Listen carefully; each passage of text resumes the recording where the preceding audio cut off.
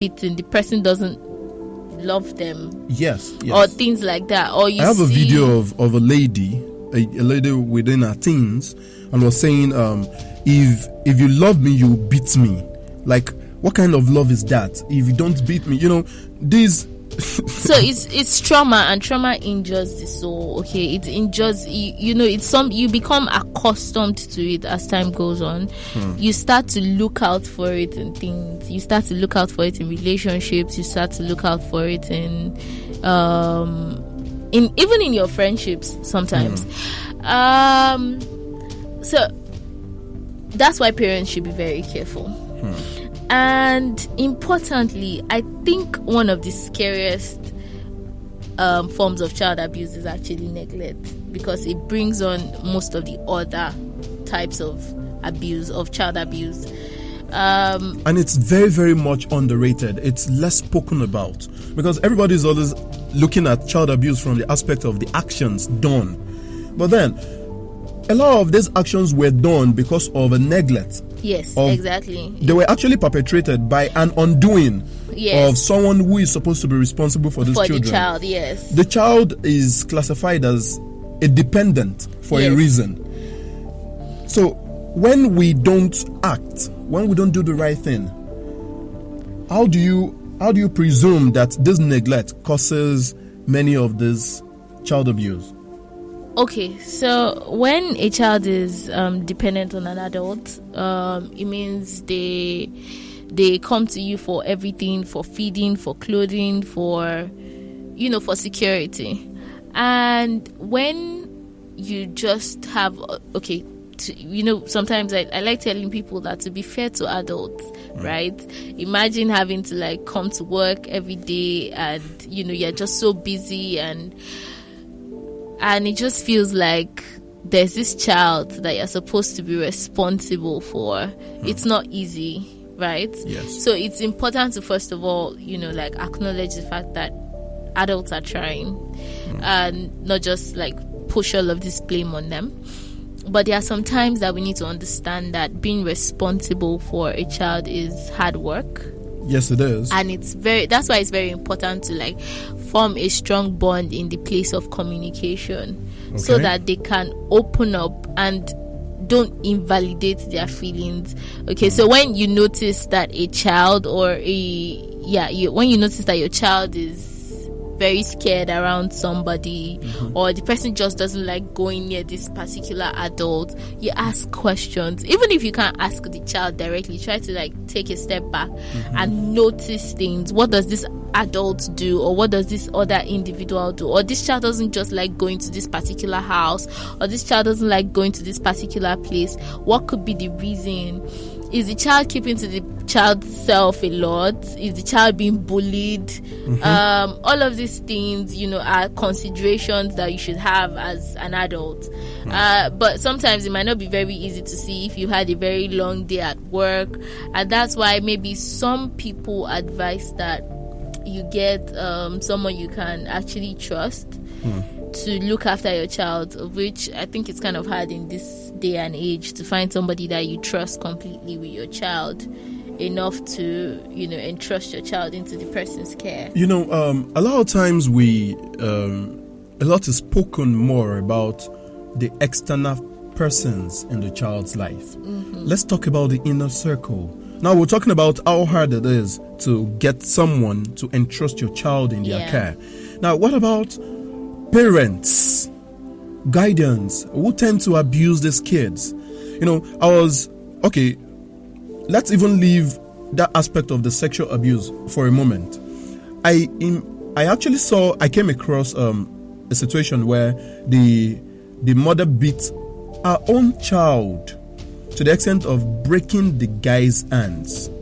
Yeah, I've seen mothers like that. And then you now ask, what did this baby do? Sorry, excuse me. A child of about 5 years, and then you're beating the child for lying. I could imagine what you would do if that child should steal. And then you say, okay, you want to caution him from the lying stage before he gets to stealing. Okay. I think there should be a symposium for parents and guardians as regards this, because okay, many of those children in the first place don't even know what lying is.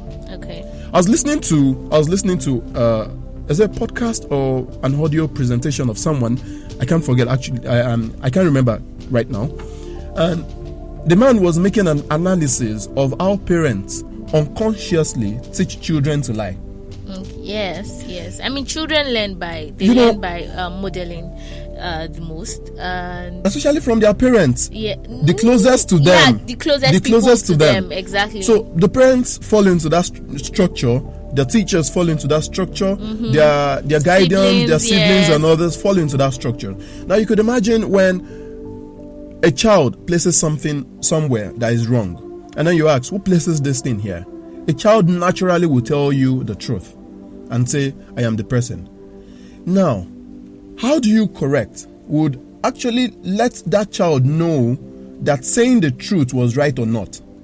Because if the child had said, yes, I'm the one, and then the next thing you do is boom, boom, boom, you beat, you spank, the child drops it there again the next time, and then the child will never tell you it was me. Some children might even still tell you that it is me, mom, and then you still spank again. Then you have now, beyond reasonable doubt, the child now knows that, oh, I should have just simply said it's not me. Yeah. Now the child is going to do the last one by practice again. Now going to tell you it's not me.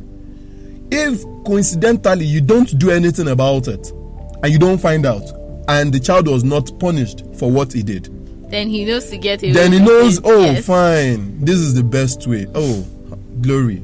Fine, this is the best way. Now, one thing the parent or the guardian or whoever is in charge at that moment has successfully done, is reinforce the mind of that child that lying is the best. To go away with any form of offenses, and also to avoid violence. Because in the first place, if you were correcting in love, the child should still be free with you.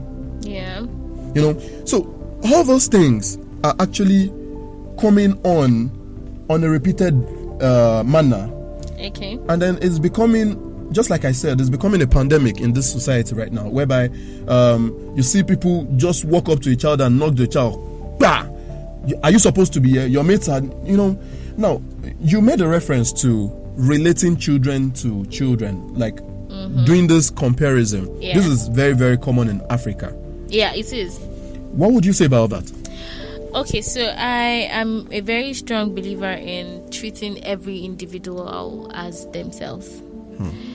And I say this because even as an adult, I have met different people, and those different people are very different in different ways. Diverse. So it's very important to understand and love people for who they are. If there are things that you feel like you can't correct, by all means, correct them with love, or air them, tell them, this is what you're doing, I don't like, this is this quality, and I think this quality is bad. But it's also important that you learn to accept them for who they are. Okay. So you know that this child is, say for example, this child is very good with gadgets. Okay. And then the other sibling is probably a child that likes to do dishes a lot. Anytime there are dishes, mommy, let me help you wash the dishes, and all of those things. That's true. You want the other child to learn to wash the dishes, right? You don't have to say, if it were to be your brother or your sister should have washed the dishes, and all of those things. I mean, you can tell the child to wash the dishes and reward them if they do, like, well done, good job, you did the dishes. Try to inspire them and motivate them. You did the dishes today. I'm most likely going to give you an extra piece of meat, or something like that. But you don't have to make it seem like, okay, you're useless in that ramification. You did the dishes today, Yeah, your sister that has been doing it for the past how many years? She didn't lay claims to anything, or she didn't make a fuss about it. Just learn to appreciate them when they do those things, and then don't look down on their skill sets. Like I said earlier, so you have let's say you have 4 children in your family, and as a mother, maybe you have maybe your female child is not very domesticated. But you see, your male child is, he always wants to do the things that involve. He wants to do most of the chores in the house. Definitely. And you start to feel like your female child should be the one to do it. Yeah, to step into that position and do all of that.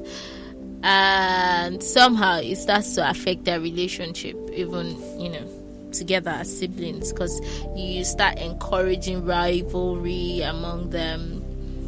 This sibling is waiting to see what the other sibling does, or is waiting to jump at something. There's just something there. It's like that unspoken word. A lot of times even the parents actually support that rivalry by themselves without knowing. Yeah. Because in the long run, when you do such, and then the other one is waiting to tell on the other one for not doing what he is better at doing, and then it gives this long-lasting redundance, such that these people don't even want to improve on that skill set anymore.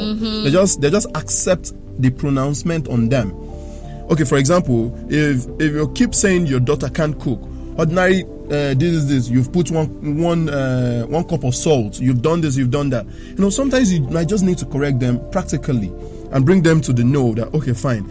Although most of the time in Africa we do this sprinkling of salt until your ancestors tell you it's okay. Yeah. But come on, you need to teach them. I remember the first time I made moi moi in my house. Moi moi is made from beans. Yeah. I made the first in my house. Most of the time, mom will tell you peel the beans, just put some pepper, put some onions. When I'm back, I'll come and make it. And would have gone to grind it, make sure it's set.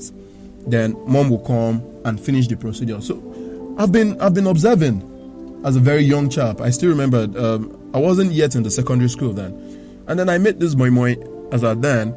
And trust me, when mom came, she was like, "Oh, I'm sorry. Oh, we just have to start cooking now." And she was very happy to see the food really ready. Yeah. But then I realized her pause when she tasted the moi moi. She tasted it and then she gave this serious pause. I was expecting the remark like, "Oh, this how is it? It's so good." Like I was so happy with myself, only for her to just come across. She came to the other side of the table and she gave me a big hug, this warm hug. So I was so happy. Then Dad now tasted it also, and Dad looked at Mom. Then my mom was like eulogizing me, saying, it's your son that made it and he really tried. This is his first time, this. I did not still get the picture till I tasted it. And then you knew that, oh no, this was crap. When I tasted it, I knew, goodness, I should be spanked for this. I understand that. Compared to mommy's very sweet moi moi. Yeah. And then I wasted all our resources. I ruined it. Like probably I put about 1,000% more of the salt I should have added. It is in Yoruba it's called ajegbaruwo. That's 1 spoon of food and about 2 cups of water to flush the salt off your tongue. I actually understand. I had a similar reaction too as a child. I made this. I remember the first time I fried egg for my dad, and then it was like, as a child, and it was, oh my god, I was feeling myself. And then he ate it, and I was like, waiting for his reaction, and then he just kept eating it. But then I tasted it and I knew that this was crap. Like, this isn't good. Why are you eating it? Exactly. And then he's like... But then they did to support us. Yeah. They did to encourage us. You could imagine the very first day I was making that moment, if they have castigated me. Imagine some parents will even go to the extent of slapping the child. That who sent you to do this? They will even ask you who sent you. I told you, keep it till I come. That might have been the last time I might have tried cooking in my life. Yeah. Do you cook well now? Yes, of course I do. Okay. As a matter of fact, I don't just cook my tribal food. In fact, one of my best soup is Igbo. I eat the likes of ofensala. Ofensala is white soup. Okay. These are food I learned to cook. Okay. I like good food, so I learned to cook by the virtue of the encouragement I first had in my home. Okay. Now, imagine if my parents had attacked my mental health and abused me psychologically just from that meal, and probably flogged me for wasting the food materials. Like everybody ate it, like nothing happened. And then the next day, she called me while she